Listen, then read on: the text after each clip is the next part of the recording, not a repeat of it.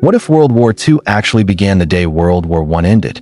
Most people believe that World War II began on September 1st, 1939, when Germany invaded Poland.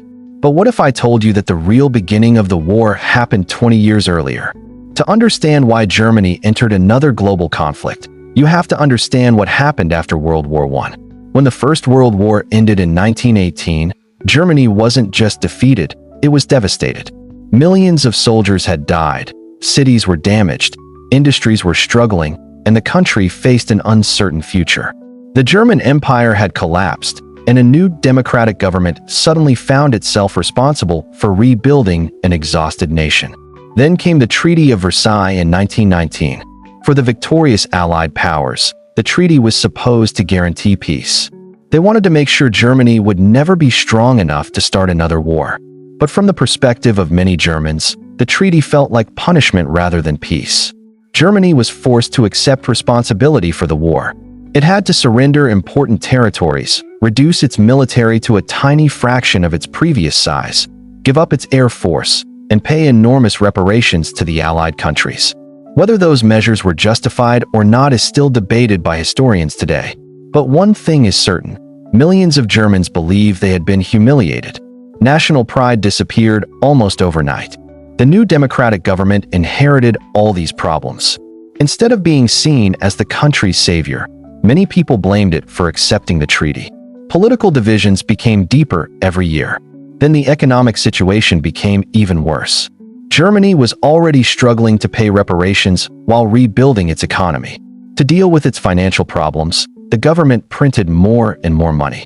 The consequences were catastrophic. Prices began rising faster than anyone could imagine. A loaf of bread that cost a few marks one day could cost thousands only weeks later. Eventually, it cost millions, then billions. People rushed to spend their salaries as soon as they were paid because every passing hour reduced the value of their money. Stories from that period sound almost unbelievable. Workers carried wages home in wheelbarrows. Children played with bundles of banknotes because they had become almost worthless. Families who had spent decades saving money suddenly discovered that their life savings could no longer buy a simple meal. The middle class was hit especially hard. Shop owners lost customers. Businesses went bankrupt. Retirees saw their pensions disappear. Ordinary families who had done everything right found themselves trapped in poverty through no fault of their own. Although the economy eventually stabilized for a few years, another disaster soon arrived. In 1929, the Great Depression spread across the world. Germany was one of the countries affected the most. Factories closed. Banks collapsed. Millions of workers lost their jobs. Unemployment reached terrifying levels. Many families depended on charity just to survive. People began losing confidence not only in the economy, but also in democracy itself. When people experience years of humiliation, unemployment, poverty, and uncertainty, they naturally begin searching for explanations. Some looked for someone to blame. Others searched for a leader who promised simple solutions to complicated problems. That environment created the perfect opportunity for extremist political movements. Among them was Adolf Hitler and the Nazi Party. Hitler was a powerful speaker. He understood exactly what many Germans wanted to hear. He promised jobs. He promised economic recovery. He promised to rebuild Germany's military. He promised to reject the Treaty of Versailles. Most importantly, he promised to restore Germany's pride. For millions of desperate people, these promises sounded convincing. Support for the Nazi Party grew rapidly during the economic crisis. In 1933, Adolf Hitler became Chancellor of Germany. Once in power, he quickly transformed the country. Political opponents disappeared. Freedom of speech was restricted. The government took control over many aspects of everyday life. Meanwhile, Germany secretly began rebuilding its military, despite the restrictions imposed after World War I. Factories produced weapons. The army expanded. Military technology advanced rapidly. At first, other European countries reacted cautiously.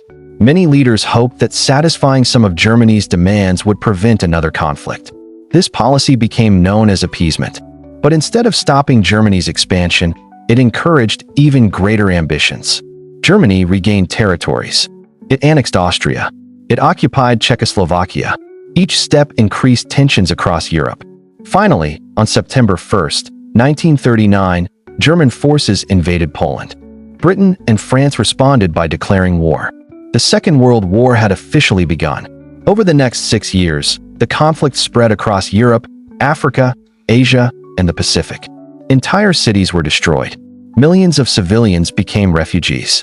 The Holocaust claimed the lives of approximately 6 million Jews, alongside millions of other victims persecuted by the Nazi regime.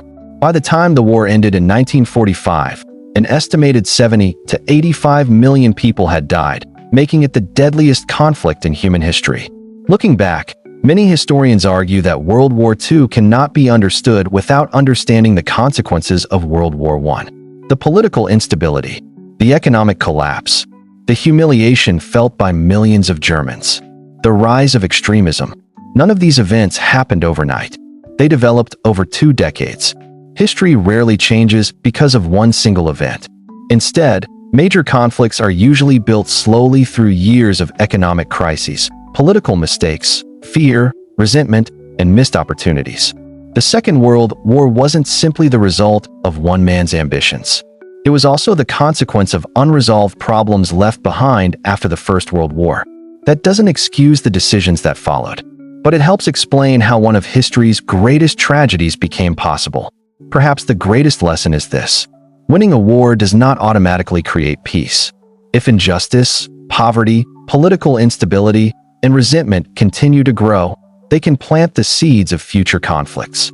And history has shown us more than once that ignoring those warning signs can have devastating consequences.